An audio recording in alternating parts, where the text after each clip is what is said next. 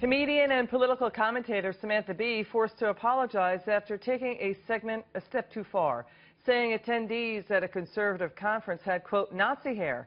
The fact is, one of those attendees, and shown in that video, Kyle Coddington, he's battling brain cancer. He says it's the kind that has no known cure. Kyle Coddington also says he's a Democrat. He was reluctant at first to support President Trump. With me now, psychiatrist and author Dr. Keith Ablow. Doctor, when Kyle's family found out he was being mocked on national television, I'd like your reaction to what his sister said. She took to Twitter to say, when Samantha Bee makes fun of your brother for having Nazi hair, he actually has stage 4 brain cancer, but, you know, whatever floats your boat. Doctor, why are liberals so quick to call people Nazis? Well, because I think that they want to invoke an easy metaphor, to use shorthand to suggest to people that they're at risk for a calamity. And it does no service to folks who survived the Holocaust, I'll tell you that, or those who perished in the Holocaust, because guess what? Donald Trump was duly elected. He's doing his best to resurrect our economy.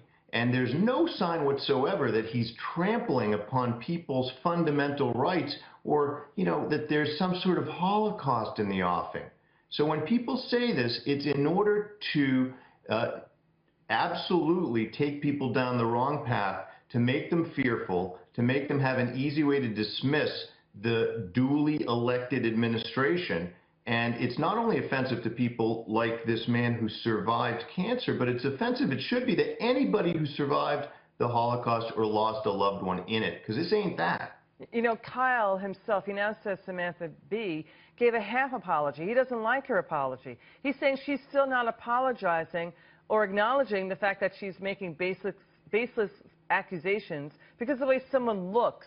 And he's saying that everyone attacked in that video was targeted and unjustly profiled. Let's take a listen. The effects of this go much further than just insulting me and the illness itself. It's just inconsiderate and very unprofessional to, you know, lump together anyone with a certain hairstyle or just the way they look. What are your thoughts here, Doctor? He's absolutely right. You know, the Democrats, the liberal Democrats, would never support racial profiling, and yet the idea that someone's appearance defines them not only as belonging to a political group, but that that political group is in somehow a close cousin of a horrible, maniacal regime is tremendously offensive, and it's intentionally done. So Samantha Bee may be doing this under the guise of comedy and parody, but it isn't really funny at all, because the truth is she's painting decent folks with a very ugly brush, and she's doing it intentionally.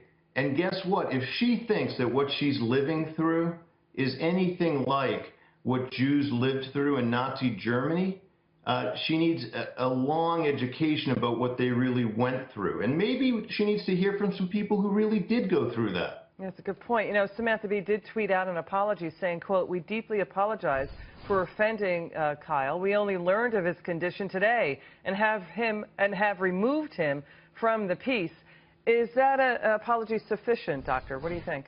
No, not at all. I mean, look, you know, what would we be asking for from Samantha Bee? A mea culpa of much greater proportion, where she might say, listen, it's not appropriate for me to suggest that folks who are laboring and efforting a political viewpoint in our democratic society are anything like Nazis, about which I know very little, and I certainly didn't mean to offend the millions of folks who suffered so greatly during the Holocaust and their millions of relatives.